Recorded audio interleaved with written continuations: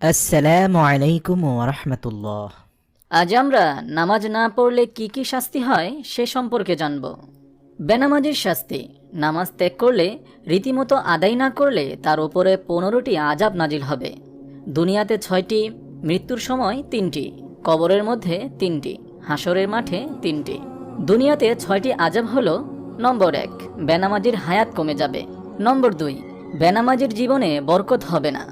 নম্বর 3, বেনামাজির চেহারার সৌন্দর্য থাকবে না।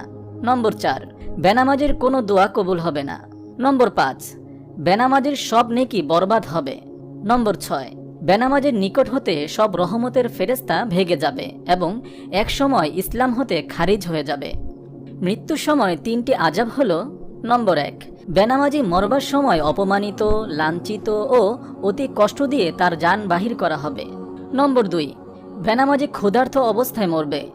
নম্বর 3, বেনামাজির মৃত্যুর সময় এত পিপাসা হবে যে মনে চাবে 7 দরিয়ার পানিও যদি মুখে ঢেলে দেয় তবুও বুঝি পিপাসা মিটবে না। কবরের মধ্যে 3টি আযাব হলো: নম্বর 1, বেনামাজির কবর চেপে এসে তাকে পিষতে থাকবে, এতে তার এক পাঁজরের হাড় অপর পাঁজরের হাড়ের সহিত মিশে যাবে। নম্বর 2, বেনামাজির কবরে দাউ দাউ করে আগুন জ্বলবে। নম্বর 3, বেনামাজির কবরে বিরাট বিরাট সাপ এসে ভরে যাবে এবং এক ফেরেশতা এসে জোরে জোরে গুর্জো মারতে থাকবে। হাসরের মাঠে 3টি আযাব হলো: নম্বর 1, বেনামাজিকে আল্লাহ পাক গজবের সহিত ডাকবেন এবং বিরাট এক সাপ এসে তাকে খুঁজতে থাকবে। নম্বর 2, 30,000 বছরের পুলসিরাতের রাস্তা, যা হীরার চেয়ে ধারালো, চুলের চেয়ে চিকন, আমাবস্যার রাতের চেয়ে অন্ধকার। বেনামাজি যখন সেই পোলের উপরে পা রাখবে সঙ্গে সঙ্গে পা কেটে টুকরো টুকরো হয়ে যাবে। নম্বর 2, বেনামাজির জন্য ওয়াইল নামক দোজক ঠিক করে রেখেছেন। ফেরেশতা কিয়ামতের দিন দোজকে ফেলে আযাব দিবেন। দুনিয়ার বেনামাজি বাদশাকে বলা হবে, কেন নামাজ পড়নি? সে বলবে, ব্যস্ততার জন্য সময় পাইনি। বলা হবে, সুলাইমান আলাইহিস সালাতু ওয়াস সালাম সারা বিশ্বের রাজত্ব পেয়েও কোনোদিন নামাজ ছাড়েননি। তুমি মিথ্যা ওজর করছো। হে ফেরেশতারা, ওকে জাহান্নামে নিয়ে যাও। রোগী বলবে, রোগের জ্বালায় নামাজ পড়তে পারিনি। বলা হবে, আইয়ুব আলাইহিস সালাতু ওয়াস সালামকে 18 বৎসর পোকায় খেয়েছে, তবুও সে নামাজ ছাড়েনি। তুমি মিথ্যা ওজর করছো। হে ফেরেশতারা, ওকে জাহান্নামে নিয়ে যাও। আরেকজনে বলবে, সন্তান অনেক ছিল, তাদের সেবায় ব্যস্ত ছিলাম। বলা হবে, ইয়াকুব আলাইহিস সালাতু ওয়াস সালামের ছেলে মেয়ে তোমার চেয়েও বেশি ছিল। ইউসুফের জন্য কাঁদতে কাঁদতে অন্ধ হয়ে গিয়েছিল, তবুও নামাজ ছাড়েনি। তুমি মিথ্যা ওজর করছো। হে ফেরেশতারা, ওকে জাহান্নামে নিয়ে যাও। বেনামাজি স্ত্রী লোককে হাজির করা হবে। সে বলবে, স্বামীর কাজের চাপে তাহার ভয়ে নামাজ পড়তে পারিনি। বলা হবে, ফেরাউনের স্ত্রী আসিয়ার স্বামী বড় জালিম না তোমার স্বামী বড় জালিম?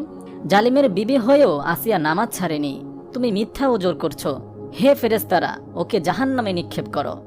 আমাদের নবী হযরত মুহাম্মদ সাল্লাল্লাহু আলাইহি ওয়াসাল্লাম বলেন, বেনামাজির 2 হাত জিনজির দ্বারা বাঁধা হবে, অতঃপর ফেরেশতাগণ তার মুখমণ্ডলে ও পৃষ্ঠে আঘাত মারতে থাকবে। তখন বেহেশত তাকে ডেকে বলবে, ওহে আল্লাহর শত্রু, আমার সহিত তোমার কোনো সম্পর্ক নেই, আমিও তোমার নই এবং তুমিও আমার নও। তখন দোজক তাকে ডেকে বলবে, আসো আসো, আমার নিকট আসো, আমি তোমার, তুমি আমার।